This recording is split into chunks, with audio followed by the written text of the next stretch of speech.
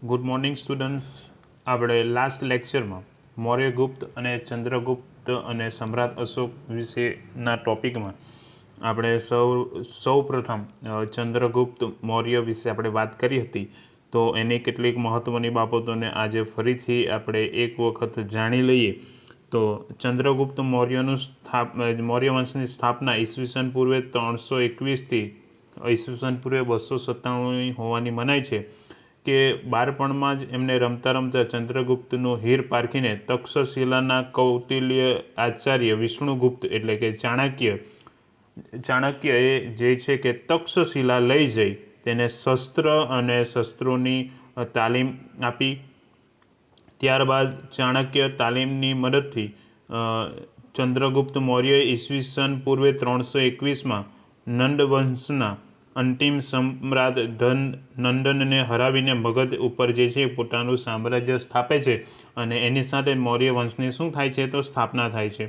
ચાણક્યની રાજનીતિ અને વહીવટી કુશળતાનો સંપૂર્ણ લાભ જે છે એ ચંદ્રગુપ્તને મળ્યો હતો અને ચાણક્ય દ્વારા લખાયેલા અર્થશાસ્ત્રના નામ પરથી તે સમયની રાજકીય, આર્થિક અને સામાજિક જીવનની માહિતી મળી રહે છે. ચંદ્રગુપ્તની તમામ સિદ્ધિઓ એ ચાણક્યના મુત્સદ્દીવાળા માર્ગદર્શનનો ઘણો મહત્ત્વનો ભાગ તે સમય દરમિયાન ભજવ્યો હતો. કે ગ્રીક રાજા જે સેલ્યુકસ જે છે નિકેટરને હરાવીને ચંદ્રગુપ્ત જે છે કે 4 પ્રદેશો કે કાબુલ, કંદહાર, હેરાત અને જે છે કે બલુચિસ્તાન જેવા એ પોતે પ્રદેશોને જીતી લે છે. ચંદ્રગુપ્તની બહાદુરીથી પ્રભાવિત થઈને સેલ્યુકસે પોતાની પુત્રી હેલિના સાથે ચંદ્રગુપ્તના જે છે કે એને પરણાવી હતી અને પોતાના રાજદૂત મેક્સેનિસને તેના દરબારમાં મોકલ્યો અને પાટલીપુત્રમાં એણે રોકાણ દરમિયાન મેક્સેનિસે એના પુસ્તકમાં ઇન્ડિકામાં લખેલું કે સામ્રાજ્યના પાટનગર અને એના વહીવટ વિશેની અગત્યની આધારભૂત જાણકારી જે છે કે એની અંદરથી મગધને લગતી મળી આવે છે. ત્યારબાદ આપણે જોઈએ તો ચંદ્રગુપ્તે પોતાની વીરતા અને ચાણક્યની રાજનૈતિક કુશળતાનો પોતાનો જે છે સત્તા પ્રસાર ખૂબ સારી રીતે કર્યો. એમણે જે ઉત્તરમાં અફઘાનિસ્તાન, પેશાવર, કંદહારથી લઈને પૂર્વ બંગાળા સુધી એમનું શાસન હતું અને પશ્ચિમ ભારતમાં પણ એમણે ખૂબ સારી સત્તા મેળવી અને સૌરાષ્ટ્ર ઉપર પણ એમનું ખૂબ સારું એવું શાસન હતું અને તથા પુષ્પગુપ્ત નામના વૈશ્ય અમાત્યને ત્યાંનો એ રાજ્યપાલ તરીકે નિમે છે. અને એનું પછી વાત કરીએ તો સૌરાષ્ટ્રમાં આવેલા ગિરિનગર એટલે કે જૂનાગઢના ગિરનાર પર્વતમાંથી નીકળતી નદીઓ પર બંધ બાંધીને પુષ્પગુપ્તે સુદર્શન તળાવ જે છે એનું નિર્માણ કરાવ્યું હતું. અને દક્ષિણ ભારતના કોંકણ, કર્ણાટક અને મહારાષ્ટ્ર વગેરે પણ એ એક જે છે કે તે સમય દરમિયાન મગધ સામ્રાજ્યનો એ ખૂબ જ મહત્ત્વનો તે સમય દરમિયાનનો ભાગ હતો. અને પશ્ચિમ ગાંધાર એટલે કે જે આપણે શકુની મામા મહાભારતમાં આવે છે તો એમનું રાજ્ય એ પાકિસ્તાનમાં હાલ પાકિસ્તાનમાં એટલે કે અફઘાનિસ્તાન અને પાકિસ્તાનના કેટલાક ભાગમાં આવેલું હતું. તો તે પણ એમના સત્તા હેઠળ હતું. તો આ સમગ્ર ભારત પર મૌર્ય સામ્રાજ્યની સાર્વભૌમ સત્તા તે સમય દરમિયાન પ્રવર્તી હતી.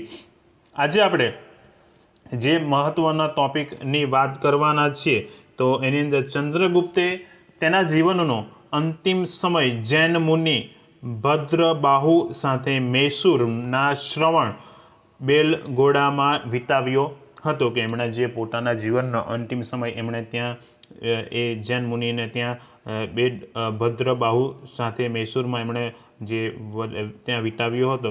ઈસવીસન પૂર્વે 297માં એમનું મૃત્યુ થાય છે અને ચંદ્રગુપ્તે 24 વર્ષ જે છે એ મગધ ઉપર જે છે એમણે રાજ્ય કર્યું અને છેલ્લા વર્ષોમાં તેણે જૈન ધર્મ અપનાવીને જે છે કે જૈન પુરાણોમાં એમને લગતી માહિતી પણ મળી આવેલ છે.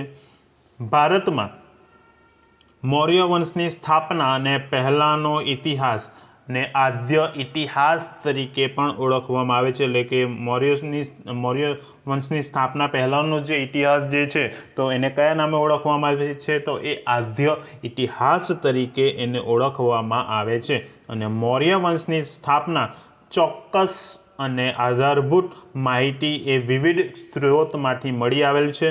ચંદ્રગુપ્ત મૌર્ય દ્વારા વિષ્ણુગુપ્ત એટલે કે ચાણક્યની મદદથી એ સ્થાપવામાં આવેલું હતું. મૌર્ય સામ્રાજ્યનું ભારતનું પ્રથમ ઐતિહાસિક જો કોઈ સામ્રાજ્ય હોય તો એ મૌર્ય સામ્રાજ્યનું સૌથી શક્તિશાળી એ મગધ હતું.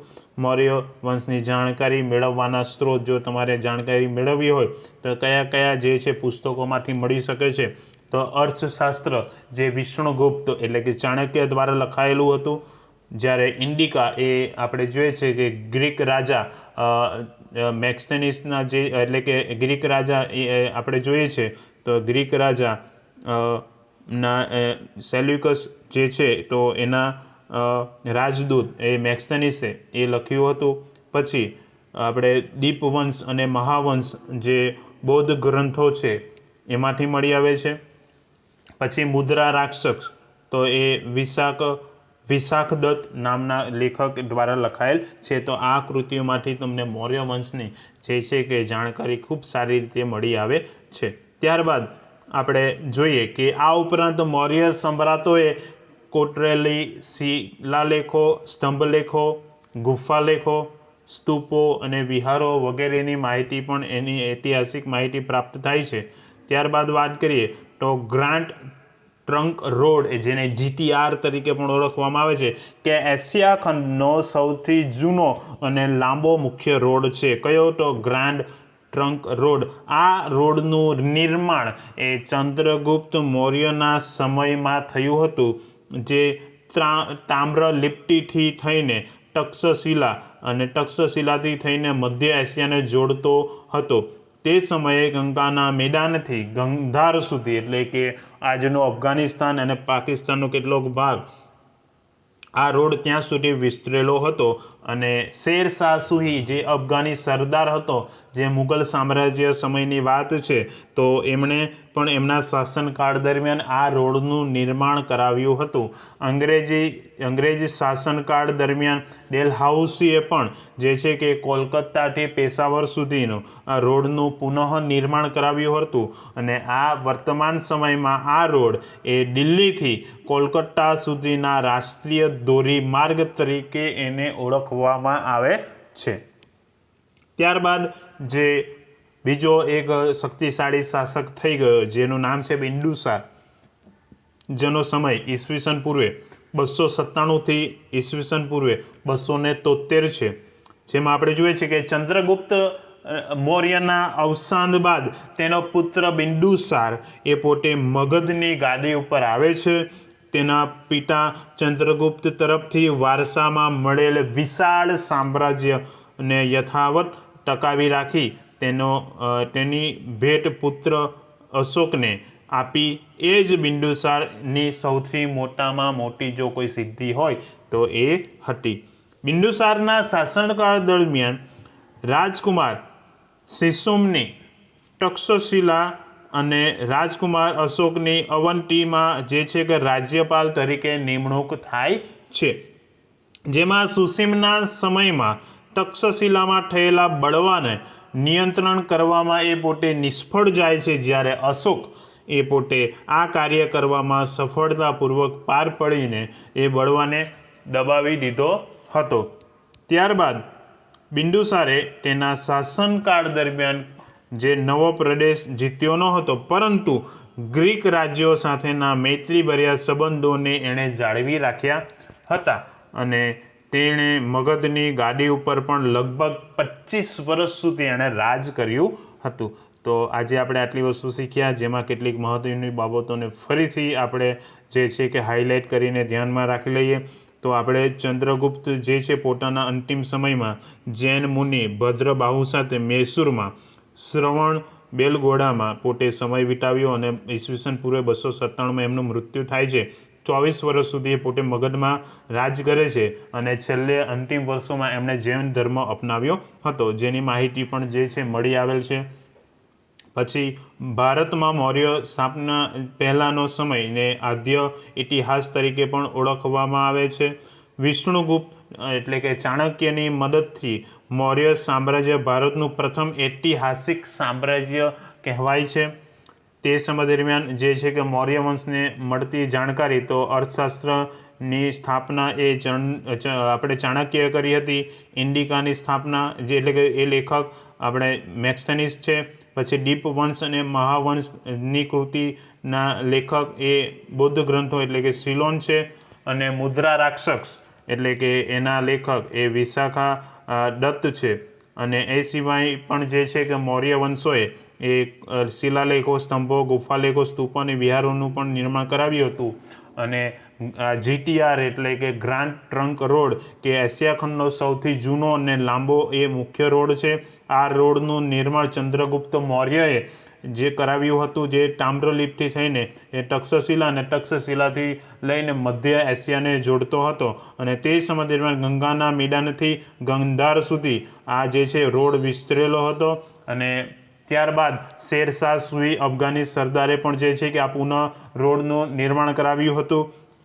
અને અંગ્રેજ શાસનકાળ દરમિયાન ડેલહાઉસીએ કોલકાતાથી પેશાવર સુધી આ રસ્તાનું પુનઃ નિર્માણ કરાવ્યું હતું. અને આજે આ રોડ જે છે એ દિલ્હીથી કોલકાતા સુધી એને રાષ્ટ્રીય ધોરીમાર્ગ તરીકે ઓળખવામાં આવે છે.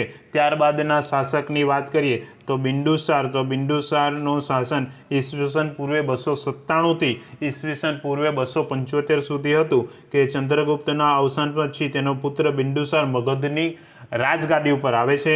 અને ચંદ્રગુપ્ત તરફથી વારસામાં મળેલું વિશાળ સામ્રાજ્યને એ પોતે યથાવત રાખી શક્યો હતો.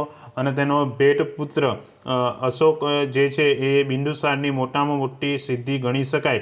અને બિંદુસારના શાસનકાળ દરમિયાન રાજકુમાર શિશુમની તક્ષશિલા અને રાજકુમાર અશોકની અવંતીમાં જે છે કે રાજ્યપાલ તરીકે નિમણૂક કરવામાં આવી હતી. શિશુમના સમયમાં તક્ષશિલામાં થયેલા બળવાનો નિયંત્રણ રાખવામાં એ પોતે નિષ્ફળ ગયો. જ્યારે અશોક જે છે આ કાર્ય કરવામાં શું ગયો, સફળ ગયો. અને તેણે બળવાને શું કરી દીધો, એણે દબાવી દીધો.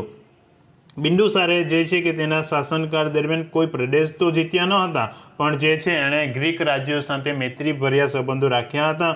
અને તેણે મગધમાં 25 વર્ષ સુધી શું કર્યું હતું, તો એણે રાજ કર્યું હતું. આપણે હવે પછીના લેક્ચરમાં શીખીશું. જય હિન્દ.